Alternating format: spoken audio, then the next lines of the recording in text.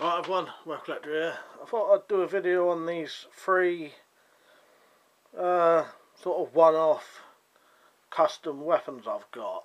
Because although you would have seen these possibly, I don't think I've ever done a video on them. Like, not a video on them, I've never done a proper HD sort of tabletop video on them where you can see them in good detail. So these are all sort of custom one-off weapons. You won't see these anywhere else. You won't be able to buy them. They're all handmade. Yeah, you know, like I said, I don't think I've ever shown them properly, so I just thought I'd do a decent sort of HD video. So let's go over the old zombie killer first. I can't remember when I made this, but it's a spiked truncheon,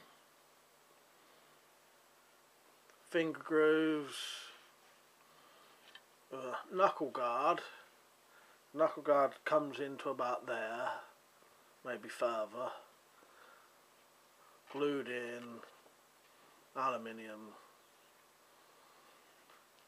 Body of it is plywood, glued together with it's also got, it's lead weighted inside here. It's got lead about that long, probably about as thick as my thumb, inside the end, and then it's got the spikes in it, which are one individual piece, and it's I'll drill a hole through, smaller than the actual, it's a nail, drive the nail in, cut off the end, and then sharpen them. Yeah, like I said, I can't remember when that one was done though. And that was done as part of a case with this, and I called them the I think it was the zombie killer weapons or the zombie hunters stuff. I can't remember now, but there's a case that these go in. It's got like a phone number on and all that. So this is the zombie killer machete, a 1-inch thick knuckle duster handle. Got a nylon sheath, just a cheap nylon sheath, and it was made from a sort of £15 machete, you know, 15 quid. It had a more of a belly on the back here, which I ground down a bit because I wanted it to be more of a straight sort of edge. And this is a Truncheon machete, so it's quite a good quality machete.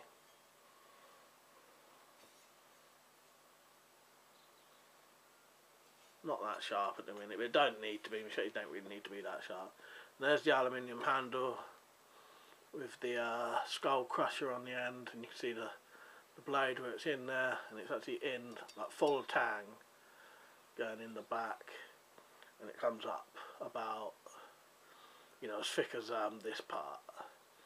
So it's not the thickest handle ever in there, but that's about as much as you could do. But it wouldn't like break or nothing, you know. You can just see those two little slits where the slit is in, you know, where the metal would come to. Finger holes. Yeah, 1-inch thick. It's got an old number on it there. They used to number them. Yeah, and that is, blade on that is 14 inches. And overall 19.5 inches, and the zombie killer truncheon, spike truncheon, is 20 inches long. And then finally you've got the, what I call the trench sword, which is made from a solid aluminium, with a solid aluminium handle, aluminium sort of hand guard, and a Pakistani sword blade. It was longer than this, and it's been cut down, reshaped, and you can just about see the old sort of pattern that they put on it, like a design on it. Quite a thick blade, more than a 1/4 inch thick, I think. Let's have a look at that quickly. 1/4 inch thick blade. not got a sheath or a scabbard at the minute. It's got a leather sort of softener there, so when you put it on it's a bit softer, if you know what I mean, when I make the sheath. Sword never had one with it. You got the spikes.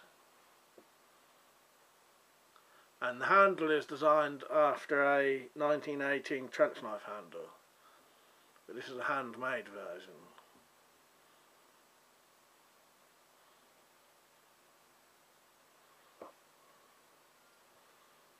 And it's drilled right the way through. One day I'm going to put a skull crusher spike on, but I didn't have nothing at the time.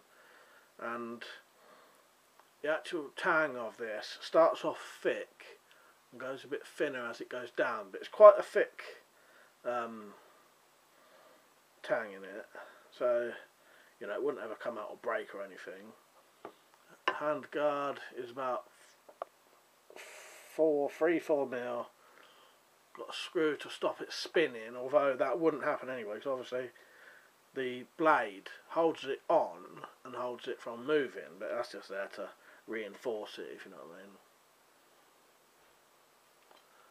I mean. Yeah. So there it is. I'll just measure that. That one's got a blade of 18¼ inches and overall 23 inches. So yeah, that's my sort of one-off sort of trench weapons, I suppose you could call them. Yeah, you know, I just did this, and like I said, I realised I've never done a sort of decent HD video of them.